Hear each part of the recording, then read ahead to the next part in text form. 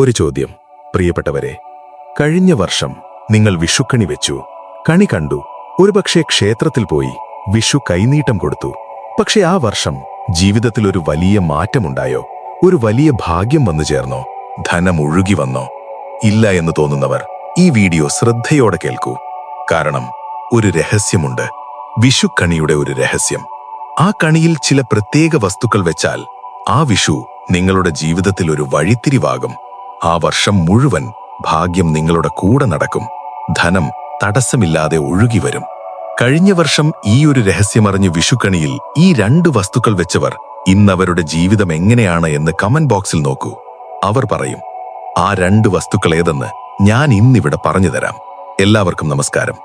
ഇന്ന് ഞാനിവിടെ പറയാൻ പോകുന്നത് ഇതൊരു ഐതിഹ്യമല്ല, ഇതൊരു കഥയല്ല.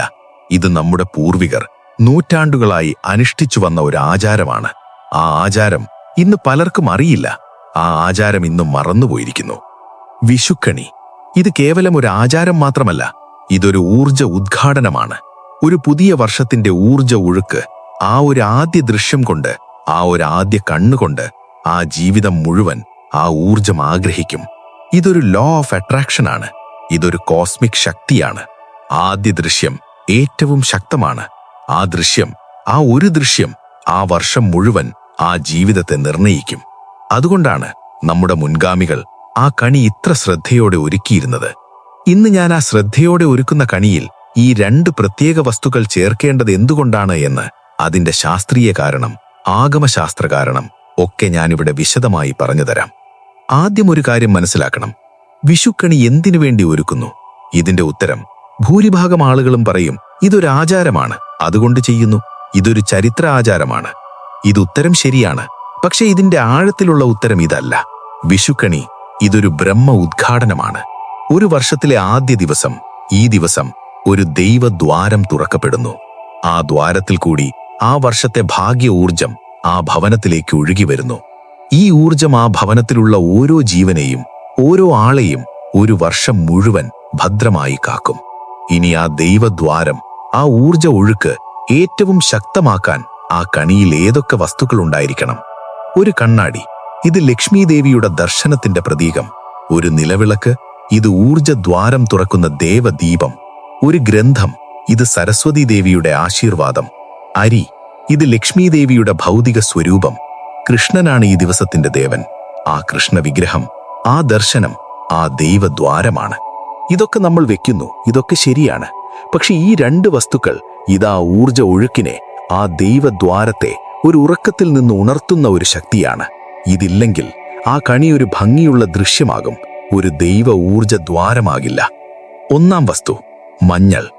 ഒരുപക്ഷെ നിങ്ങൾ ഓർക്കുന്നുണ്ടാകും, ഇതൊരു കോമൺ കാര്യമാണല്ലോ, ഇത് ഞാൻ വെക്കുന്നുണ്ടല്ലോ, ഇതൊരു പ്രത്യേക കാര്യമല്ലല്ലോ. ഒന്ന് നിൽക്കൂ. ഞാനിവിടെ പറയുന്നത് ഒരു സാധാ മഞ്ഞൾ ഒരു കണിക്കിടുന്ന കാര്യമല്ല. ഞാനിവിടെ പറയുന്നത് ഒരു പ്രത്യേക ഒരുക്കമുള്ള മഞ്ഞളാണ്. ഈ ഒരുക്കമില്ലാതെ ഇട്ടാൽ ഒരു ഫലവുമില്ല. ഈ ഒരുക്കമുണ്ടെങ്കിൽ ആ ഒരു മഞ്ഞൾ ഒരു ദൈവ ഊർജ ആഗ്രഹമാകും. ആ ഒരുക്കം എന്ത് എന്ന് ഞാൻ ഇനി പറഞ്ഞുതരാം. വിഷുവിന്റെ തലേ ദിവസം ഒരു ശുദ്ധ മഞ്ഞൾ കഷ്ണം, ഇതൊരു ചെറിയ ഊട്ടുരുളിയിൽ അല്ലെങ്കിൽ ഒരു ചെമ്പ് പ്ലേറ്റിൽ വെക്കൂ. ഈ മഞ്ഞളിൽ ഒരു ചെറിയ ചന്ദനം, ഒരു ചെറിയ കുങ്കുമമിട്ട് ഒരു ദീപം കൊളുത്തു. ഈ ദീപം ആ രാത്രി മുഴുവൻ കത്തിക്കൂ. ഈ ഒരു ക്രിയ ആ മഞ്ഞളിൽ ഒരു ദൈവ ഊർജം ആവേശിക്കും. ആ മഞ്ഞൾ ഒരു ഭൗതിക വസ്തുവിൽ നിന്ന് ഒരു ദൈവ ഊർജ കേന്ദ്രമാകും. ഇനി ഇതിന്റെ ശാസ്ത്രം ഒന്ന് ചിന്തിക്കൂ. മഞ്ഞൾ, ഇതിലൊരു ഘടകമുണ്ട്, കർക്കുമിൻ. ഈ ഘടകം ഒരു നെഗറ്റീവ് ഊർജ ആഗ്രഹണമാണ്. ഇത് ആധുനിക ശാസ്ത്രം ഇന്ന് സ്ഥിരീകരിക്കുന്നു. ഒരിടത്ത് മഞ്ഞളിട്ടാൽ ആ ഇടത്തിലുള്ള ബാക്ടീരിയ, ആ ഇടത്തിലുള്ള നെഗറ്റീവ് ഊർജം ഒക്കെ ആ മഞ്ഞൾ ആഗ്രഹിക്കും. ആ ഇടം ശുദ്ധമാകും. ഇനി ഈ ഒരു ശക്തി ഒരു ദൈവദ്വാരമായ വിഷുക്കണിയിലുണ്ടെങ്കിൽ ആ കണി, ആ ഭവനത്തിലേക്ക് ഒഴിച്ചുവരുന്ന ദൈവ ഊർജം, ഒരു ഒഴുക്കിൽ ശുദ്ധമായ ആ ഊർജം ആ ഭവനത്തിൽ നിറഞ്ഞുകൂടും. ഇനി ഈ മഞ്ഞൾ ആ കണി കണ്ട ശേഷം ഈ ഒരു കാര്യം ചെയ്യണം. ആ മഞ്ഞൾ ആ ഭവനത്തിന്റെ ഈശാന്യ മൂലയിൽ, ആ ഒരു സ്ഥലത്ത്, ഒരു ചെറിയ ഒടിഞ്ഞ ഭാഗത്ത് ഒരു ദൈവദ്വാരമാകും. ആ ഊർജം ആ ഭവനത്തിൽ ഒരു വർഷം മുഴുവൻ നിൽക്കും. ഇതൊന്നാം വസ്തു. രണ്ടാം വസ്തു, നെല്ല്. ഇനി ഞാനിവിടെ ഒരു ചോദ്യം ചോദിക്കട്ടെ. ഒരു കണിയിൽ നമ്മൾ അരി ഇടുന്നു, ഇത് ശരിയാണ്. ലക്ഷ്മി ദേവിക്ക് ഇഷ്ടമുള്ള ഒരു വസ്തുവാണ് അരി, ഇതും ശരിയാണ്. പക്ഷെ നെല്ല് ഇത് അരിയുടെ ആ ജനനമാണ്, ഇതാ ജീവന്റെ ഉറവയാണ്, ഇതാ ഊർജത്തിന്റെ തുടക്കമാണ്. ഒരു കൃഷ്ണ ഭഗവാൻ ഒരു ഗ്രന്ഥത്തിൽ പറഞ്ഞു, ഞാൻ ഭൂമിയിലുള്ള ജലമാണ്, ഞാൻ ചന്ദ്രനാണ്, ഞാൻ ഔഷധീ സസ്യങ്ങളിലുള്ള ജീവനാണ്. ഇതിൽ ഔഷധീ സസ്യം ഇതിലൊന്നാണ് ഈ നെൽച്ചെടി. ഈ നെൽച്ചെടി ഇതിലൊരു ദൈവ ഊർജമുണ്ട്. ഈ ഊർജം ഒരു ജീവനുള്ള ഊർജമാണ്. ഇതൊരു ജീവനില്ലാത്ത ഊർജമല്ല. ഈ ജീവനുള്ള ഊർജം ഒരു കണിയിലുണ്ടെങ്കിൽ ആ കണിയിൽ നിന്ന് ആ ഭവനത്തിലേക്ക് ഒഴുകി വരുന്ന ഊർജം ഒരു ജീവനുള്ള ഒഴുക്കാകും. ആ ഭവനത്തിലുള്ള ഓരോ ജീവനെയും ആ ഒരു വർഷം ഒരു ദൈവകരമായി പിടിച്ചു നടത്തും. ഇനി ഈ നെല്ല് ഒരുക്കമേതെന്ന് ഞാൻ പറഞ്ഞോട്ടെ.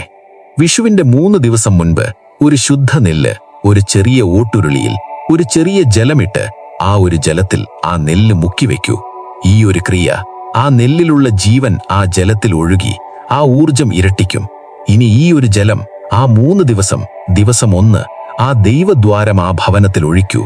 ആ ഒഴുക്ക് ആ ഭവനത്തിലെ നെഗറ്റീവ് ഊർജം ഒഴുകി ഒഴിഞ്ഞ് ആ ഭവനം ഒരു ദൈവദ്വാരമാകും. ഇനി ആ 3 ദിവസം കഴിഞ്ഞ് ആ നെല്ല് ആ ജലം ഒഴിച്ചൊരു ശുദ്ധ തുണിയിൽ ഒപ്പി ആ കണിയിൽ വെക്കൂ. ഈ ഒരു നെല്ല് ആ ഒരു കണിയിൽ ആ ഒരു ദൈവദ്വാരത്തിൽ ഒരു ജീവനുള്ള ഊർജ കേന്ദ്രമാകും. ആ ഭവനത്തിലേക്ക് ഒഴുകി വരുന്ന ദൈവ ഊർജം ഒരു ജീവനുള്ള ഒഴുക്കാകും. ഇത് കഴിഞ്ഞ വർഷം ചെയ്തവർ ഇന്ന് അവരുടെ ജീവിതം ഒരു വർഷം കൊണ്ട് അവരൊരിക്കലും പ്രതീക്ഷിക്കാത്ത തരത്തിൽ മാറി. ഇത് ഞാൻ പറഞ്ഞ ആ ഒരു ജീവനുള്ള ഊർജം കൊണ്ടാണ്. ഇനി ഒരു കാര്യം ഞാനിവിടെ പ്രത്യേകം പറഞ്ഞോട്ടെ. ഈ മഞ്ഞളും നെല്ലും ഇതൊറ്റയ്ക്കൊറ്റയ്ക്കാകുമ്പോൾ ഓരോ ഊർജമാണ്. ഇതൊരുമിച്ച് ഒരേ കണിയിൽ വെക്കുമ്പോൾ ഒരു ദൈവ കൂട്ടുകെട്ടുണ്ടാകുന്നു. ഒരു ഉദാഹരണം, ഒരു വൈദ്യൻ ഒരു ഔഷധം കൊടുക്കുന്നു. ആ ഔഷധം ഒരു ഫലം ചെയ്യും. ഒരു വേറൊരു ഔഷധം ഒരേ സമയം, ആ ഒരു ഔഷധം ഈ ഒരേ സമയം ഒരുമിച്ച് കഴിച്ചാൽ ആ ഫലം ഇരട്ടിക്കും. ഇതിനെ ഒരു സിനർജി എന്ന ആധുനിക ശാസ്ത്രം വിളിക്കുന്നു. ഈ മഞ്ഞളും നെല്ലും ഒരേ ദൈവദ്വാരമായ ആ കണിയിൽ ഒരുമിച്ചുണ്ടാകുമ്പോൾ ആ ഒരു ദൈവ സിനർജി ഉണ്ടാകുന്നു. ആ ഊർജ ഒഴുക്ക്, ഒരേ ദിശ, ഒരേ ഫലം. ഈ ഫലം എന്ത്? 1, ധന ഊർജം. ആ ഭവനത്തിലുള്ളവർക്കൊരു ആഗ്രഹമുണ്ടെങ്കിൽ ആ ആഗ്രഹം ഒരു ദൈവ ഒഴുക്കിൽ ആ വർഷം യാഥാർത്ഥ്യമാകും. 2, ആരോഗ്യ ഊർജം. ആ ഭവനത്തിൽ ദീർഘകാലം ആരോഗ്യ പ്രശ്നമുള്ളവർ ഈ ഊർജ കൂട്ടുകെട്ടുകൊണ്ട് ആ ആരോഗ്യ ബ്ലോക്ക് ഒഴിഞ്ഞ് ആ ആരോഗ്യം തിരിച്ചുവരും. 3, ബന്ധ ഊർജം. ദാമ്പത്യ ജീവിതത്തിൽ, കുടുംബജീവിതത്തിൽ ഒരു ഐശ്വര്യം, ഒരു ഒഴുക്ക്, ഒരു ഊഷ്മളത ഈ ഊർജ കൂട്ടുകെട്ടുകൊണ്ട് ആ ഭവനത്തിൽ ഒരു വർഷം മുഴുവൻ നിൽക്കും. ഇന്ന് ഞാനൊരു ലളിതമായ രഹസ്യമാണ് പങ്കുവച്ചത്. മഞ്ഞളും നെല്ലും, ഈ ഒരു 2 വസ്തുക്കൾ ശരിയായ ഒരുക്കത്തോടെ ഈ വിഷുക്കണിയിലുണ്ടെങ്കിൽ ആ ഒരു കണി ഒരു ഭൗതിക ദൃശ്യമാകില്ല. ആ ഒരു കണി ഒരു ദൈവ ഊർജ ദ്വാരമാകും. ആ ദ്വാരത്തിൽ കൂടി ഒഴുകിവരുന്ന ഊർജം ആ ഭവനത്തിലുള്ള ഓരോ ജീവനെയും ആ ഒരു വർഷം ഒരു ദൈവകരമായി പിടിച്ചു നടത്തും. ഒരു കാര്യം ഞാനിവിടെ ഒടുവിൽ പറഞ്ഞോട്ടെ. ഈ ഒരു ക്രിയ ഒരു അനുഷ്ഠാനമാണ്, ഒരു പ്രാർത്ഥനയാണ്. ഈ ഒരു ക്രിയ ചെയ്യുമ്പോൾ ഒരു കാര്യം മനസ്സിലുണ്ടാകണം, ഒരു ഭക്തി ഉണ്ടാകണം, ഒരു വിശ്വാസമുണ്ടാകണം.